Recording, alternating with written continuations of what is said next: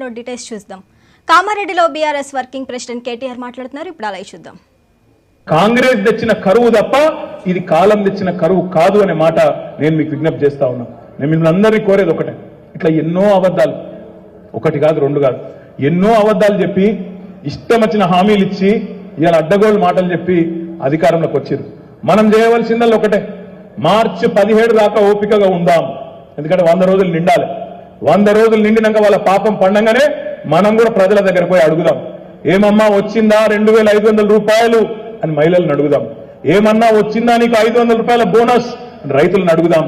ఏమన్నా 2 లక్షల రుణమాఫీ అయ్యిందా, మీరు నమ్మి ఓటేస్తారు కదా అని చెప్పి మన కర్షక సోదరులను, మన రైతన్నలను దగ్గర పోయి అడుగుదాం. ముసలిలను అడుగుదాం. ఏమమ్మా మార్పు మార్పు అని చెప్పి 4000 రూపాయలు వస్తాయని ఓటేస్తారు కదా, పడ్డాయా మరి 4000, ఉన్న 2000 పడుతున్నాయా లేవా అని గుర్తు చేద్దాం. ఈ పని చేస్తే చాలు. ఇలా ఆల్రెడీ ఊళ్ళలో యాడ్ చేసుకుంటాను. కరెంటు ఓంగనే ఏమంటారు, జై కాంగ్రెస్ అంటాను. కరెంటు ఓంగనే ఈ మధ్యన 2-3 మీటింగ్లకు పోతే మరి వాడు తెలిసి కట్ చేసిండో తెలవ కట్ చేసిండో కానీ కరెంటు కట్ అయింది. పాపం నిన్న మన జీవన్ రెడ్డి సాబ్ అది జగిత్యాల ఆయన కళ్యాణ లక్ష్మి చెక్కులు మంచి అందుకుపోయింది. ఆడ పోయినాక ఇవాళ కళ్యాణ లక్ష్మి చెక్కులు ఎమ్మెల్యే క్యాంప్ ఆఫీస్లో వంచనిస్తలేరు. కాంగ్రెస్ వాళ్ళు వచ్చినాక, ఎందుకంటే వాళ్ళకి ఎమ్మెల్యేలు ఎక్కువ లేరు కదా, అందుకే ఏం చేసిర్రు, ఆర్డీఓ ఆఫీస్లో వంచాలన్నారు. సరే ఆర్డీఓ ఆఫీస్కి పోయిన వీళ్ళందరూ తెలియక పాపం ఆడపోతే కరెంటు దిక్కులేదు. ఇజ్జత్ బాయ్ మానం బాయ్ చెప్పుకుంటే ఇజ్జత్ బాయ్, చెప్పుకోకపోతే మానం బాయ్. మొత్తం పాపం ప్రెస్ వాళ్ళు ఉన్నారు, వీడియోలు తీసిరు.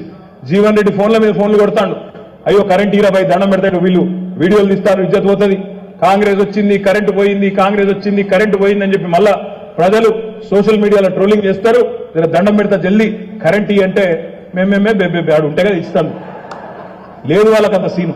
అందుకే నేను అంటున్నా, ప్రజల అనుభవంలో ఆల్రెడీ చాలా అయింది, ప్రజలు ఆల్రెడీ బాధపడతారు. అయ్యో ఎంత పని చేసుకుంటుమి అన్న బాధ ఉన్నది. ఇప్పుడు మనం చేయవలసిన పనుల్లో ఒకటే, ఈరోజు హైదరాబాద్ లో జహీరాబాద్ పార్లమెంట్ అభ్యర్థి ఎంపికకు సంబంధించిన సమావేశం కూడా కేసీఆర్ గారి నాయకత్వంలో ఉన్నది. వాళ్ళ గంప గోవర్ధన్ గారి నాయకత్వంలో కొంతమంది ముఖ్యులు కూడా అక్కడ ఆ మీటింగ్ కూడా పోయేది ఉన్నది 4 గంటలకు. కాబట్టి ఆ మీటింగ్ లోనే అభ్యర్థి ఫైనల్ అవుతారు. ఫైనల్ అయిన తర్వాత అభ్యర్థి ఎవరైనా సరే, మన నియోజకవర్గమా పక్క నియోజకవర్గమా మన జిల్లానా పక్క జిల్లానా అది విడిచిపెట్టుండ్రి, గులాబీ కండువా కప్పుకున్న కేసీఆర్ సైనికుడు ఎవరైనా సరే వారి కోసం మనందరం కూడా సమిష్టిగా కొట్లాడదాం. ఎక్కడ పోగొట్టుకున్నామో అక్కడనే దేవులాడుకుందాం. కామారెడ్డిలోనే మన కొద్దిగా ముఖం తెలివి అనిపించలే.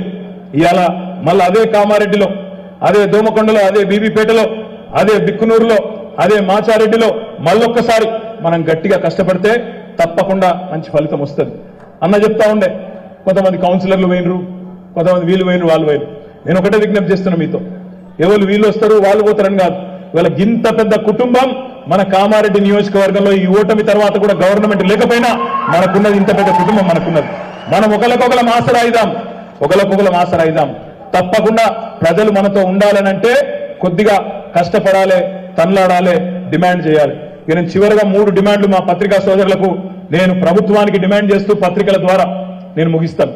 నంబర్ 1, ఈ ప్రభుత్వానికి చిత్తశుద్ధి ఉంటే, రైతుల మీద ప్రేమ ఉంటే, వ్యవసాయదారుల మీద ప్రేమ ఉంటే, రేవంత్ రెడ్డి గారు వెంటనే మీ ప్రభుత్వం కోడ్ రాకముందే మార్చి 14 కోడ్ వస్తుంది అంటున్నారు.